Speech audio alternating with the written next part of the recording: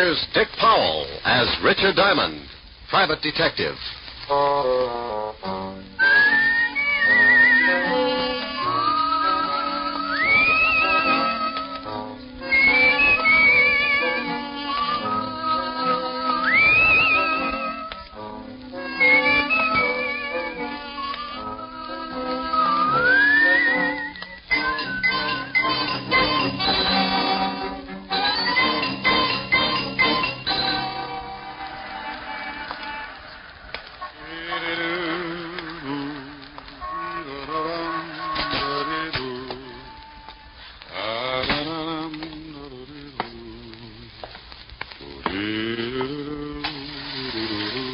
Good afternoon, Mr. Diamond. Oh, afternoon, Ed. Have a good lunch, Mr. Diamond? Too early to tell. Hey, you must shave with a dull razor. You got a scratch on your face. I use a rake. Here's your floor, Mr. Diamond. Thanks, Ed.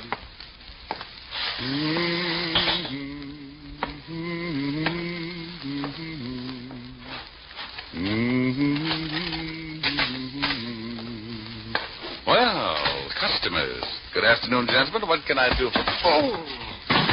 Oh, that was nifty, Ziggy. Is that Diamond? Yeah, Chino. That's him. Pick him up and drag him over to the chair, Ziggy. Sure thing, Chino. He's really out. Yeah. See if you can bring him around.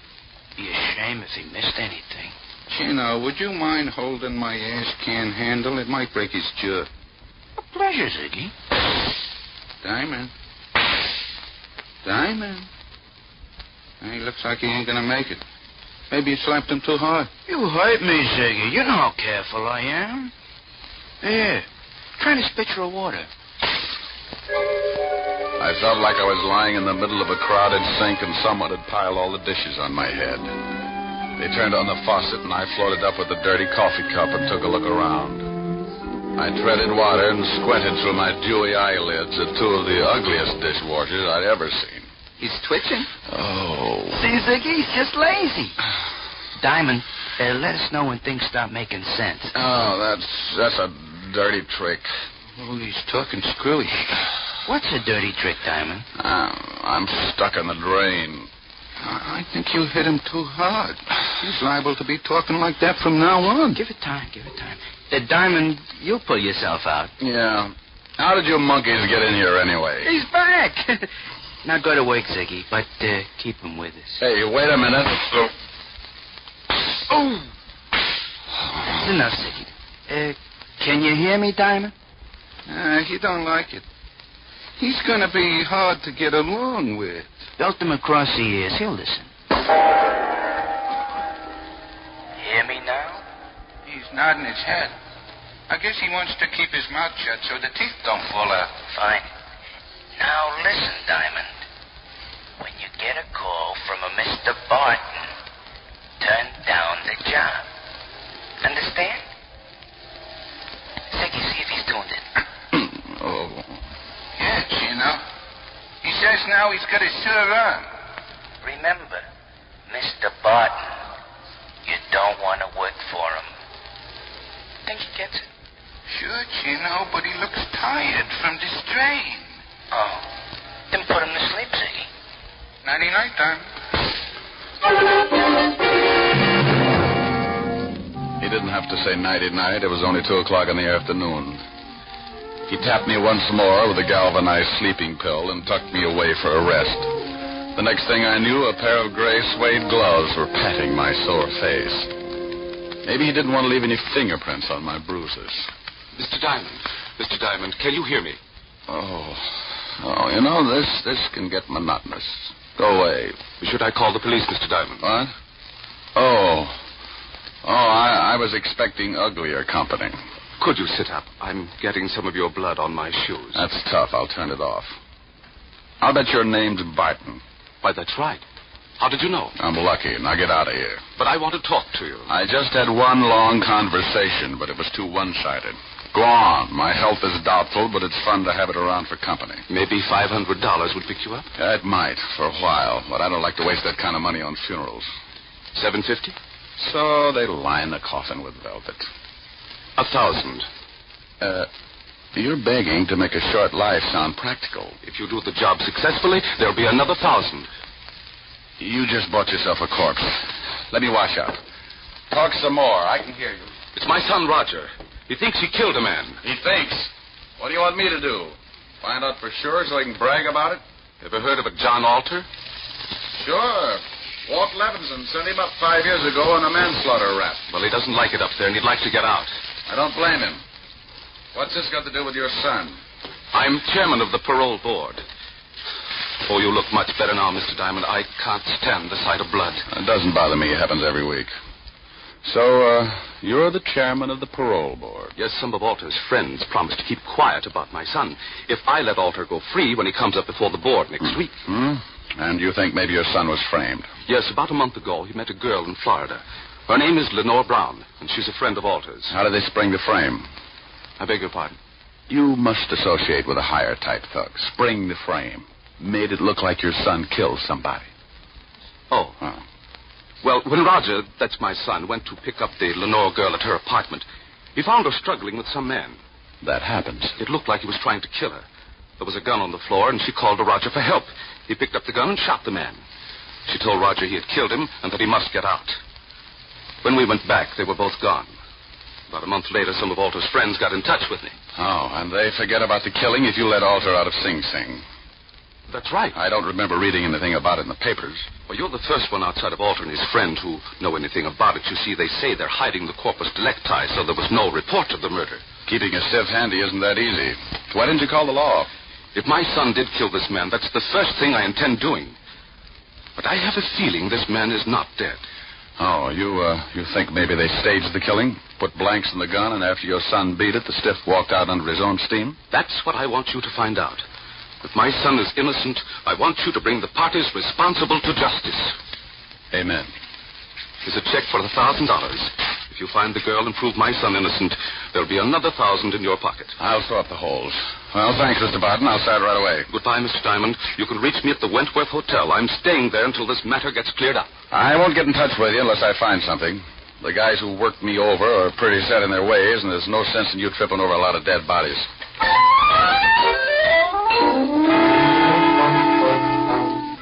I looked at the $1,000 check and thought about the beating the two polite gunsels had given me. It was a toss-up. If I'd spent the $1,000 like I knew I would, I'd be dead anyway. The two goons were probably still hanging around my building, and if they spotted me, they'd guess I'd taken the job. When I get more than $10 in my pocket, I smile all over. I went out the back way and through the alley. Had to start somewhere, so I headed for the 5th Precinct Police Station. When you're looking for a killer, homicide's got all the road maps on murder. An old friend and ex-partner was in charge. The men who worked the detail called him Lieutenant Levinson, but he had a couple of friends who still called him Walt. I was one of them. You earn that right when you work for a guy for 6 years. After I left the force, Walt started doing a solo, but he now had a sergeant who stumbled around after him. His name was Otis, and he had the biggest feet in the state of New York. Every time he took off his shoes, I wanted to grab a champagne bottle and launch them. I don't think he liked me. When I walked in, his face always looked like an advertisement for a sour stomach. Well, Richard Diamond, private detective. Well, Sergeant Otis, homicide's answer to the missing link. What was that last word? Well, you're half safe. I said link. Walt in? Yeah. You turn the knob and you push. Why don't you get that uniform cleaned? Some dad's going to get up and walk to the station without you. Well, hello, Rick. If you've got...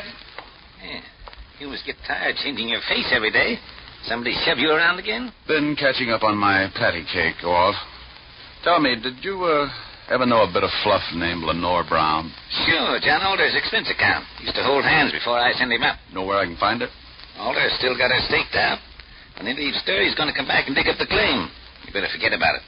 She's got the antidote for lonely nights, but some of Alder's boys are protecting her. I know, yeah. They gave me a pep talk this afternoon. And then listen to them. Better watching the game from the bench. You never can tell. I might make a score. Well, you're outweighed, outclassed, and liable to be outlived. She used to work at the Black Swan in Florida.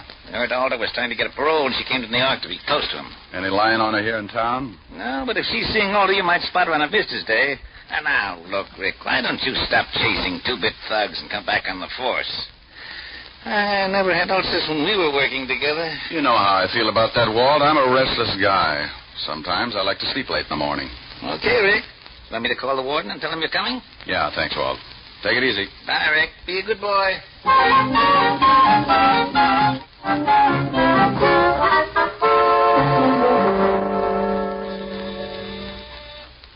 Yes, Paul? Mr. Richard Diamond to see you, Warden. Oh, send him in.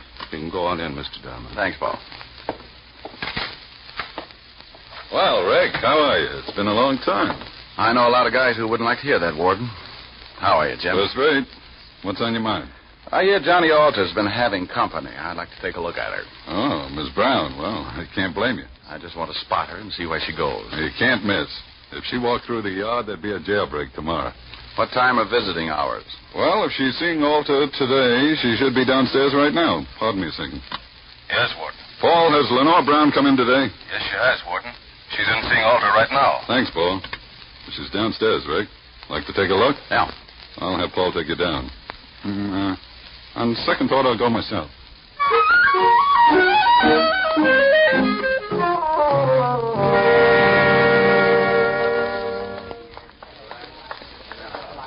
There she is, sitting at the end table talking to Alder.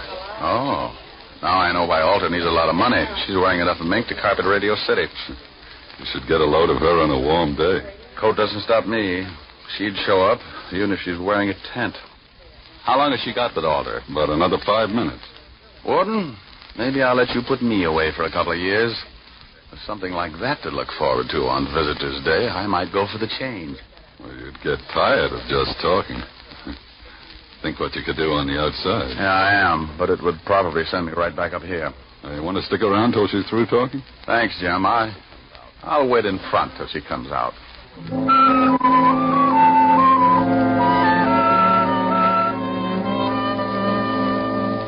I hung around by the big gray buildings until she came out.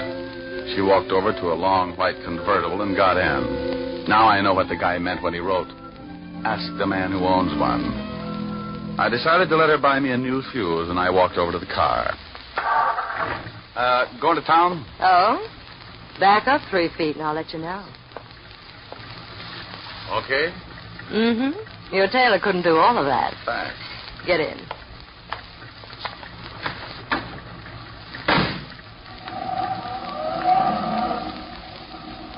Visiting? Yeah, the warden's an old friend. How many years did you know him? Baby. I've been going home every night all my life. Every night? Well, almost. What do you do with the almost? Depends. Everybody likes something different. You must get tired thinking up new ideas. Oh, I don't think much. It's more fun being surprised. Hey, what are you stopping for? We just got started. Surprise? Oh, yeah. And the nickel-plated one. Look, baby, you don't have to pull a gun. If I'm getting fresh, I'll get out and walk. You'll sit right there, Diamond. Oh, name dropper. Mm-hmm. Expecting company? Mm-hmm, and you've met them before, honey. That's nice. I wouldn't want you to get stuck with the introductions.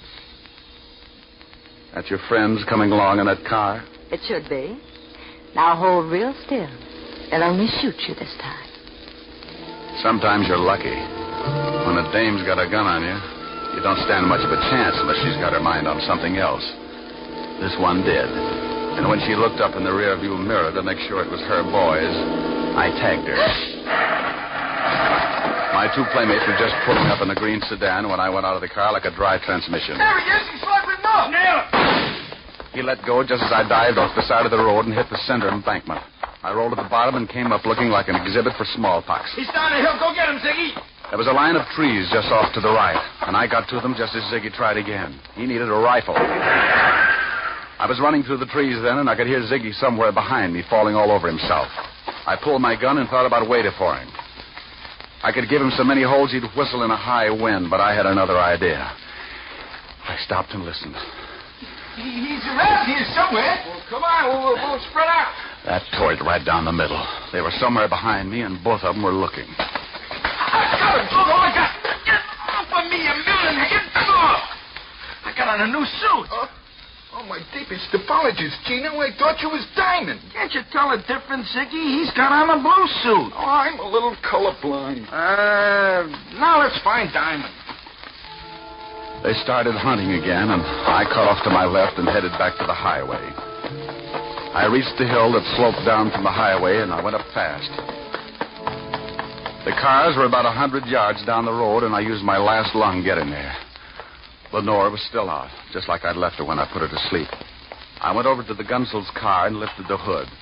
Chino and Ziggy could apologize all night while they looked for a new distributor. I went back to the white convertible with the unconscious nylons and got in.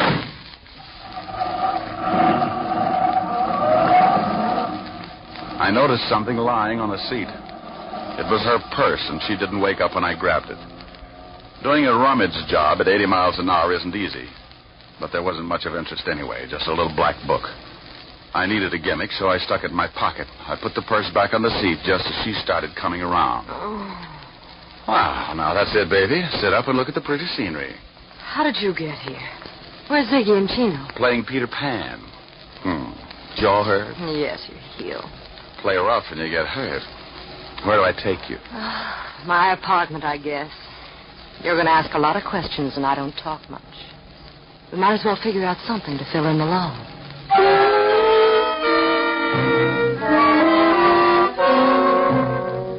I drove to her place on East 51st and walked her to the door. She looked at me like a fat woman eyeing a French pastry, and her mouth slipped down to her shoelaces when I gave her a peck on the cheek and left her standing with an old front doorknob in her hand.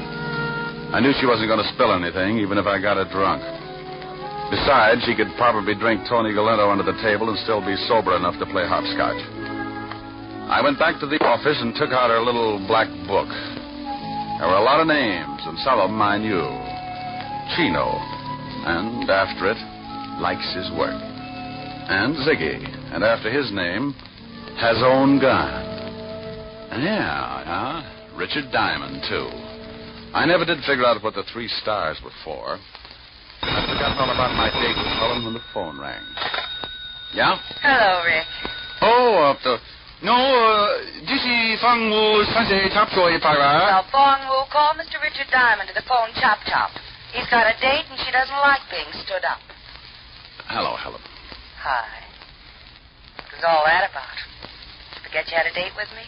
Yeah, I did. And I'm sorry, baby, but right now I'm being chased like a hopped-up fox. I haven't had time to curl up and relax. You're impossible. I know it. Want your sorority pen back? Well, I'll make up my mind when you get here. I'll give you my Lone Ranger magic decoder. You fool. Are we still going steady? Oh, yes. Rick, when am I going to see you? Honey, right now I got some reading to do. Why don't you go to a movie? Little Women past the senses. I'll be over later. I'll probably end up marrying an usher. Don't be too late, Rick. I won't. Besides, we get along better early in the morning. Bye. Bye, baby. I sat there for a minute thinking about Helen Asher and wondering why I hadn't learned how to butter my bread. She was everything a guy should want. $10 million playing multiplication in a fat trust fund. A figure that would snarl of any quiet intersection. And a mind that would give a master's degree in inferiority complex. Diamond, you fool, you. Well, Lenore Brown's little black book was a poor substitute for an evening with Helen, but 3 items put me in second gear. They weren't hard to find. Take out all the men's names, and there they were, 3 addresses. One was in the village, another in Harlem, and the last was somewhere in Chinatown. All of them were a setup for a dead man who wanted to make himself scarce. I wanted to talk with Barton before I started hunting, so I called the Wentworth.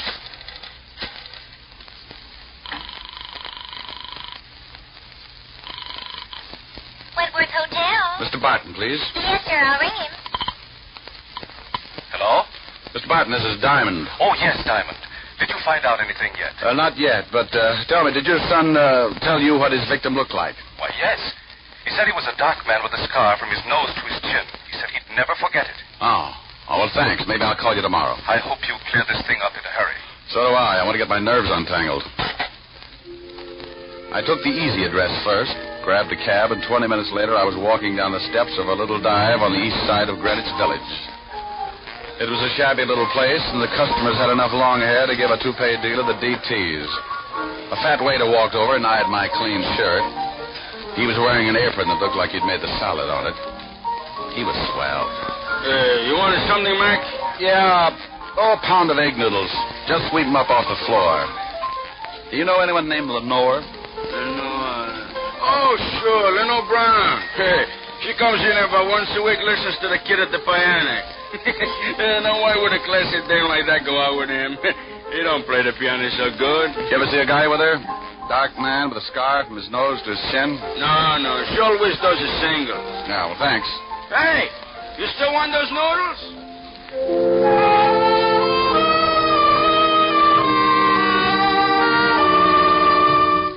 I walked out, got back in the cab, and marked off Greenwich Village in the little black book. The second address was on the fringe of Harlem, the Hill, they call it. The night was black, and the fog had rolled in off the East River and staked out a claim all the way to Lenox Avenue. As I walked up to the old brownstone, my nerves started screaming SOS. I stopped cold and looked down at two gleaming eyes, like two pieces of polished glass shining in the glare of the dim street lamp. As I got used to the darkness, I could make him out. He was a big, white, battle-scarred bulldog, and he had some ideas of his own. He started shuffling in slowly, jerking back his lips and showing a row of white teeth. Hold it, Lucifer. I hadn't heard him come out on the porch. He was a big man wearing an off-white undershirt. And from what I could see, he looked meaner than his dog. The animal stopped, but he kept facing me, showing off his toothpaste smile. He won't hurt you, mister, unless I tell him to. I'll think about it for a while. I'm a poor substitute for horse meat. What do you want? Do you know a Lenore Brown? You a cop? Shamus. Beat it, Lucifer. Thanks, pal. I couldn't hold my breath much longer. You can come up on the porch. You're looking for Lenore Brown, huh? Yeah, know her? I met her. My wife works for her. Is your wife in? Yeah. Esther! Yeah? Come here. Some private dick wants to talk to you. She's Miss Brown's private maid. Yeah. Your husband tells me you work for Miss Brown. Yeah, what's she done? She got many friends? Men friends. No. You know a dark man with a scar? Oh, sure, I know lots of them. What are you talking about, woman? Oh, I meant someone who Miss Brown knows. What did you mean by that, mister? Look, I really don't know anybody with a scar. Now you better beat it. Yeah. Get moving. And I want to talk to you, woman. Get in there. Yes, honey. I knew she was going to get bruised, but he looked rough enough to cut my windpipe, and I wanted someplace to pour my coffee down in the morning. So I got out of there fast and headed for the last address in the little black book. The place was on one of those narrow, dark streets. It was so quiet you could hear yourself change your mind. A sign above the door read Tangy, so I pushed it open and went in.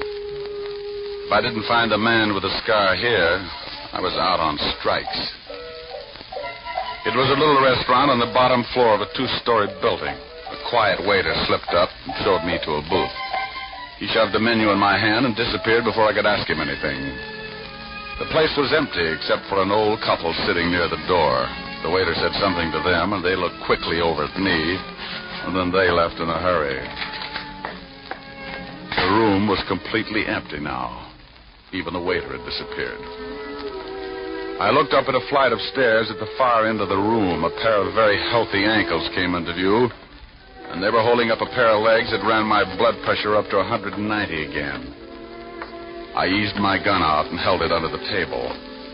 Lenore turned the corner and started down toward my booth like a loose snake in a rabbit pen. Mind if I sit down? It's your party. Shame on you.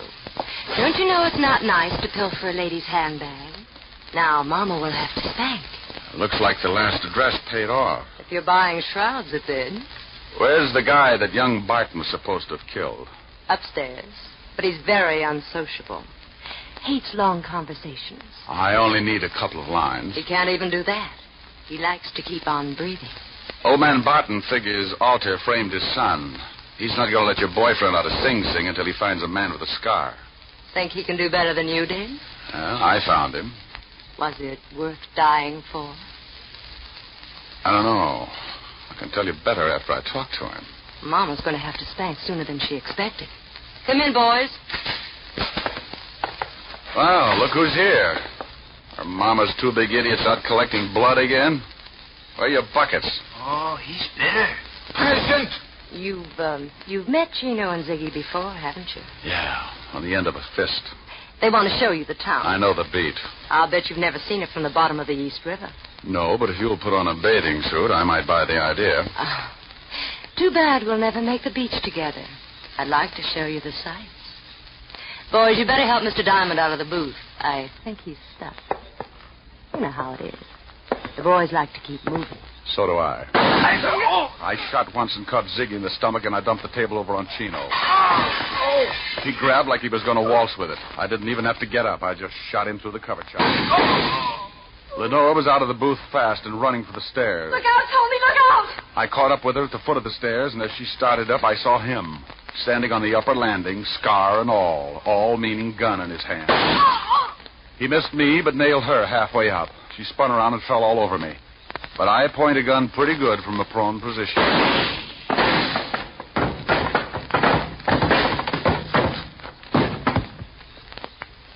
You should have kept your nose up, mister.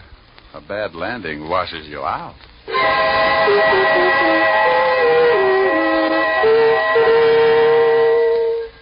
I called Lieutenant Levinson, squared myself. Then homicide came down and cleaned things up. They were all dead, and I figured I never would reach the beach anyway.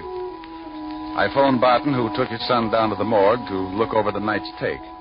Young Barton identified the man with the scars, the one he thought he'd killed. They gave me the notch, and I made another call. This time to a pair of silk pajamas with an understanding heart. It was late, but I was hungry. Oh, good morning, Mr. Diamond. Isn't it rather late to be calling? You know something? You're right, Francis. It's 2 a.m. Time for all good butlers to be Betty by. Miss Helen is in the library, but I'm not sure whether she wants to see you. Well, you just run along and get some sleep. I'll find out and let you know. Very good, sir. Confidentially, she's a little peeved. Look. Chin up, Mr. Diamond. Francis, if she gets tough with me, I'll knock her teeth out. Oh, my goodness. Oh, my goodness. Francis, is that who I think it was? Oh. Hi. The food was cold a long time ago. So's my date. I'm sorry, honey. Oh, that's all right. The fire's almost burned out. It's 2:00 in the morning, Mr. Diamond. I've sat through 2 features of Tom and Jerry and the 4th chapter of Batman, Hops of Freight. Oh, come on, don't scold, baby. I haven't in weeks, but I've been rehearsing this for the past 2 hours, and you're going to listen. And that's another thing. You never play when I want you to. Only when I've got you on the carpet. That sounds like fun. Now, stop being glib. If you think for 1 minute you can charm me and... Out of your face with the sunshine, put on a great big smile. Now, stop that and listen to me. Okay, I'll shut up. Well, go on. Oh, now you made me forget what I was going to say. Well, if you can't remember, honey, hold a good thought.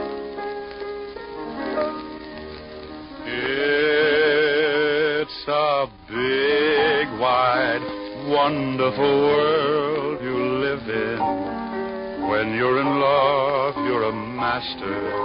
Of all you survey, you're a gay Santa Claus. I just remembered.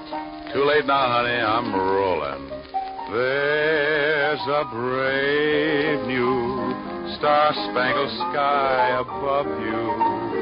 When you're in love, you're a hero, a Nero, Apollo, the Wizard of Oz. Oh, Rick, how do you do it? You've a kingdom, power and glory. Richard Diamond, starring Dick Powell, was previously released over the National Broadcasting Company for listeners in the United States and has been re-released to you men and women overseas by the United States Armed Forces Radio Service, the voice of information and education.